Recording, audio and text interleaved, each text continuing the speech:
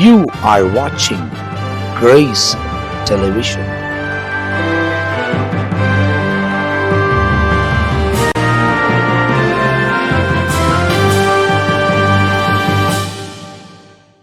ஆண்டவரும் அருமை இரட்சகராக இயேசு கிறிஸ்துவின் நாமத்தினால் உங்கள் யாவருக்கும் என் அன்பின் வாழ்த்துக்களையும் ஸ்தோத்திரங்களையும் நான் தெரிவித்துக் கொள்கிறேன். தேவனுடைய பெரிதான கிருபையால் இயேசுவோடு கூட பேசுவோம் வாருங்கள் என்ற இன்னொரு பகுதியில் உங்களோடு கூட பேசுவதில் நான் மிகுந்த மகிழ்ச்சி அடைகிறேன்.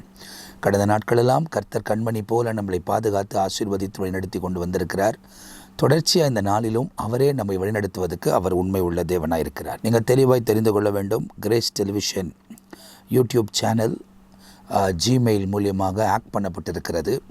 அந்த சேனலுக்குள்ளே இன்னும் நாங்கள் ரிவேட் பண்ண முடியாமல் இன்னும் செயல்பட்டு கொண்டிருக்கிறோம். கர்த்தர் வழிகளை தரப்போறானால் அவைகளை ரிவேட் பண்ணி அதன் வாயிலாய் தொடர்ச்சியாய் கர்த்தருடைய வார்த்தைகளை உங்களுக்கு அறிவிப்பதற்கு தேவன் உதவி செய்வார். ஆகையால் தான் போன வாரம் முழுவதும் இயேசுவோடு கூட பேசுவோம் வாருங்கள் என்ற நிகழ்ச்சி கூட உங்களுக்கு போன புதன்கிழமை முதல் வழங்கப்பட முடியவில்லை. ஆனால் தொடர்ந்து இந்த மாதிரி காரியங்களுக்காக ஜெபியுங்கள். சாத்தான் பல விதத்தில் போராடுவான். அந்த கர்த்தர் நமக்கு ஜெயம் கொடுத்து வழிநடத்துவதற்கு அவர் உண்மை உள்ள தேவனாக இருக்கிறார். எனவே இந்த காலையில் கிரேஸ் டெலிவிஷன் யூடியூப் ஆப் மூலியமாகவே, இது இன்னொரு யூடியூப் ஆப், இது சில நாட்களுக்கு முன்பதாகவே ஏற்படுத்தி வைக்கப்பட்டிருந்தது. ஆனால் என்னுடைய ஐடியிலேயே அது வெளிப்படுறதுனால அதிலேயே நாங்கள் தொடர்ச்சியாக முன்னேறி கடந்து வந்தோம். ஆனால் தற்போது இருக்கிற நிலவரங்கள் அதை ரிவேட் பண்ணுகிற வரைக்கும் இந்த சேனலில் தொடர்ந்து கர்த்தருடைய ஊழியத்தை செய்ய வேண்டும் என்ற நோக்கத்தோடு கூட இந்த நாளிலே இந்த ஆப்பில் உங்களுக்கு நிகழ்ச்சி வழங்கப்படுகிறது. எனவே இதை கூட சப்ஸ்கிரைப் பண்ணிக்கொள்ளுங்கள். ஒருவேளை அந்த சேனல் வந்தாலும் இந்த ரெண்டிலையுமே சில காரியங்களை மாற்றி தொடர்ச்சியாய் தேவனுடைய ஊழியத்தை செய்வதற்கு தேவன் இரக்கம் தருவார். பலர் இப்படிப்பட்டவர்கள் எழும்பி பல காரியங்களை செய்கிறார்கள். இது எனக்கு மட்டும் நடந்ததுன்னு பார்த்து நிறைய பேருக்கு நடந்திருக்கிறதா கேள்விப்படுகிறேன். ஆனாலும் சாத்தான் போராடுகிறான் என்பதை மாத்திரம் எனக்கு தெரியும்.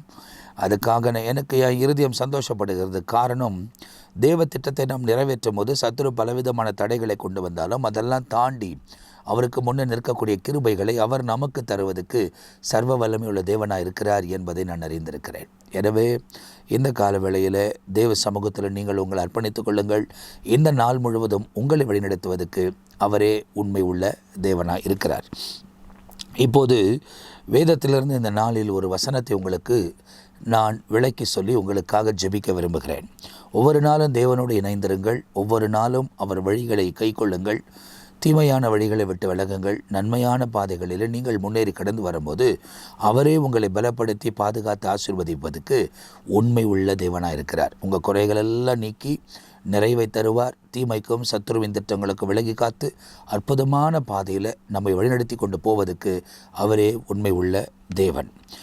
எரேமியா தீர்க்கதரிசன புத்தகத்தில் 25ஆம் அதிகாரத்தில், அதாவது ஏற்கனவே இந்த 25ஆம் அதிகாரத்தை 24ஆம் அதிகாரத்தை நாம் சில நிகழ்ச்சிகளிலே தியானித்திருக்கிறோம். அதில் நல்ல அத்திப்பழ மரமும் கெட்டுப்போன அத்திப்பழ மரத்தை குறித்து ஒரு காரியத்தை ஆண்டவர் எரேமியாக்கு விளக்கி சொல்லுகிறது 24ஆம் அதிகாரத்தில் துல்லியமாக எழுதப்பட்டிருக்கிறது. அதை தொடர்ந்து 25ஆம் அதிகாரத்தை நீங்கள் வாசிக்கும் போது அந்த நாட்களில், கிறிஸ்துவுக்கு முன்னே அந்த நாட்களில் ஜனங்கள் தேவனை விட்டு விலகி போனபடியால் அந்த ஜனங்களை அவர் பாபிலோனின் ராஜாவின் கரங்களுக்கு ஒப்பு கொடுப்பதாக எரேமியாவின் மூலியமாக தீர்க்க தரிசனம் உரைத்ததாக வேதத்தில் எழுதப்பட்டிருக்கிறது. பல நேரத்தில் பலருடைய கரங்களிலே நாம் ஒப்பு கொடுக்கப்படுவதற்கு காரணம், ஏதோ ஒரு காரியத்தில் தேவனுக்கு இன்னும் கீழ்ப்படியாது நடந்து கொண்டிருக்கிறோம் என்பதை நாம் உணர்ந்து கொள்ள வேண்டும். ஸோ அதனால் தேவனோடு நடக்கவும் தேவனோடு வாழவும் நம்முடைய வாழ்க்கை அர்ப்பணித்துக் கொள்ளும் போது ஆண்டவர் தம்முடைய பிரசன்னத்தையும் மகிமையையும் நம்முடைய வாழ்க்கையில் விளங்க பண்ணி அற்புதமான பாதையில் வழிநடத்துவதற்கு அவர் உண்மை உள்ள தேவனாக இருக்கிறார். இதில் குறிப்பாக 5ஆம் வசனம், இந்த எரேமியா தீர்க்கதரிசன புத்தகம் 25ஆம் அதிகாரத்தின் 5ஆம் வசனத்தை நீங்கள் வாசித்து பார்க்கும்போது, they said, repent now everyone of his evil way and his evil doing. தீமையான வழிகளிலும் தீமையான செய்களிலும் மனம் திரும்புங்கள். and dwelt in the land that the Lord has given you and your father forever and ever. கர்த்தர் உங்கள் பிதாக்களுக்கு கொடுத்த தேசத்திலையும் அவர் வைத்திருக்கிற விதிமுறைகளிலும் என்றென்றைக்கும் நிலைத்திருங்கள் என்பதாக வேதத்தில் எழுதப்பட்டிருக்கிறது.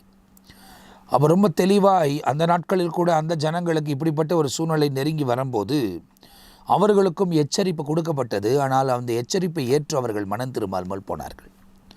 மனம் திரும்பாமல் போனது நிமித்தமாக பெரிய வீழ்ச்சியை சந்திக்க வேண்டிய சூழ்நிலை ஏற்பட்டு 70 வருட காலங்கள் அவர்கள் பாபிலோனிலே சிறைப்பிடிக்கப்பட்டு வாழ்ந்தார்கள் என்பதாக நாம் வேதத்தை வாசித்து தெரிந்து கொள்ள முடிகிறது.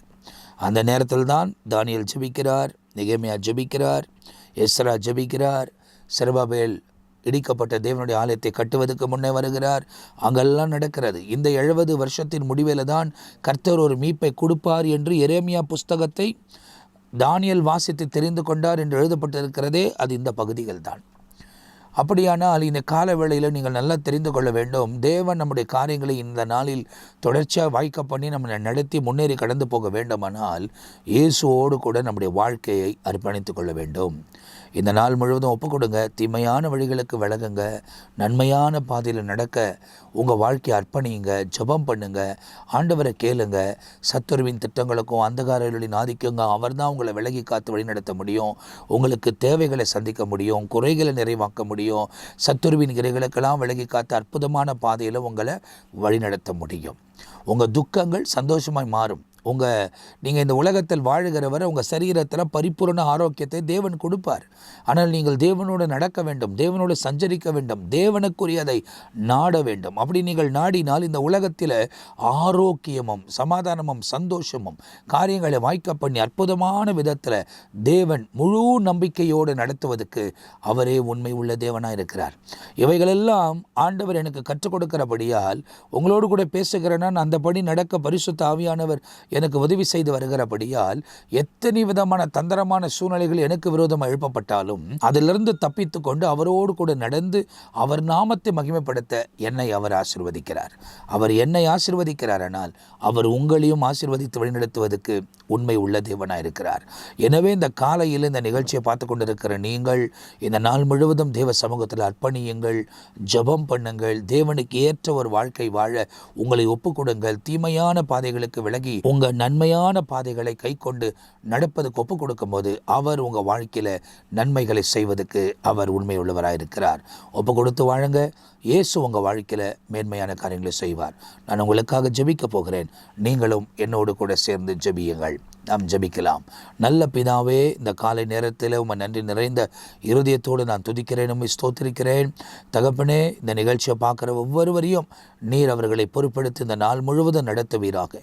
அக்கிரமங்களை மன்னியும், மீறுதல்களை மன்னியும், துணிகரங்களை மன்னியும், பாவங்களை மன்னியும், இரத்தத்தினால் சுத்திகரித்து நீதியான வழியில் மனம் திரும்பி நடக்கக்கூடியவர்களாய் மாற்றி இந்த நாளிலே அவர்களுக்கு உலகத்தில் என்னெல்லாம் செய்ய வேண்டுமோ அவைகளெல்லாம் செய்து முன்னேறி கடந்து போக உதவி செய்யுங்க.